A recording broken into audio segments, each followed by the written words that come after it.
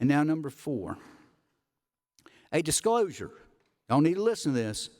A disclosure that under the United States government's 1986 Gun Control Act, any unlawful user of a controlled substance is prohibited from purchasing or owning a gun.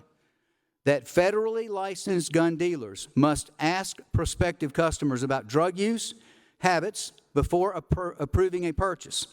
And that because cannabis is a Schedule I substance under federal law, the United States government maintains that there is no way to use cannabis products lawfully. So, here's the deal. Senator Corbin, you get to keep your pot or you get to keep your guns, but you don't get to keep both. Now, I'm going to offer a hypothetical, and it may be strained, and we hear a lot of strained hypotheticals from this well, okay? I know that.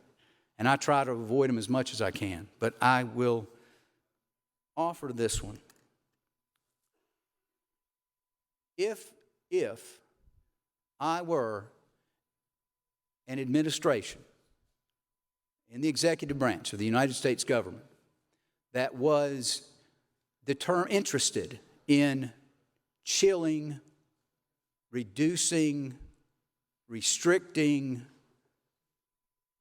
the ownership of guns in America,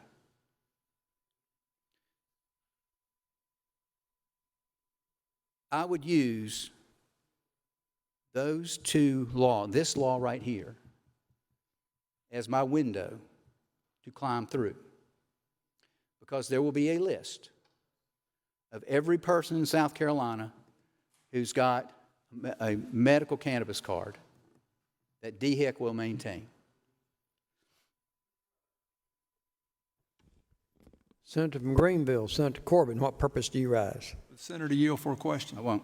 Not yet. Senator refuses to yield. I'm going to finish. I'll be glad to yield in a minute, but I'm going to finish this up. I want to be fair with everybody. Senator Morey. There will be a list maintained of everyone who has a medical cannabis card in South Carolina. There is a list called the NICS system. Many of you know about that, heard about that. That is the federal database system for people's ability to own firearms in America. And if you go get a gun, go purchase a gun at Bass Pro Shop, what they do is they get your name, driver's license, punch you into the NICS system, and see if you are qualified to purchase a firearm. All one would have to do is match those two lists together. Now, so if DHEC's got the list, how does the federal government get the list?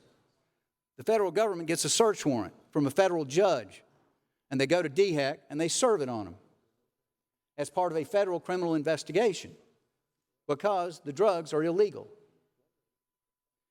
And the ownership of the gun is illegal.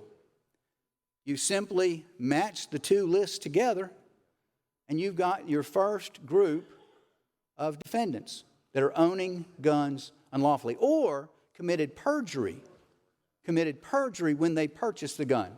Because that 24-year-old, well, anybody, that 24-year-old that saves up his money, who's got his medical marijuana card, this disclosure's going to go, he's going to run over this thing like a speed bump. That ain't going to make any difference to him. He's going to walk into Bass Pro Shops, and they're going to say, well, sir, are you a user of illegal drugs? And he's like, no. Because we told him it was medicine. We told him it was safe. He's going to say no. And he's going to be able to buy the gun. And he's going to be in the NICS system. And they're going to stop by his house. And they're going to say, you committed perjury when you applied for that firearm. And I think it's a minimum 5 years. I'm not sure. I didn't look it up.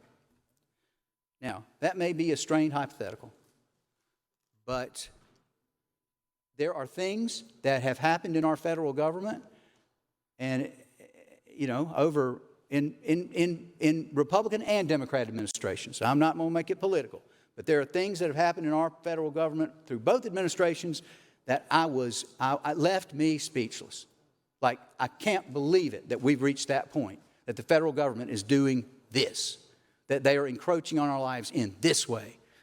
So It may sound strained today, but it's a window.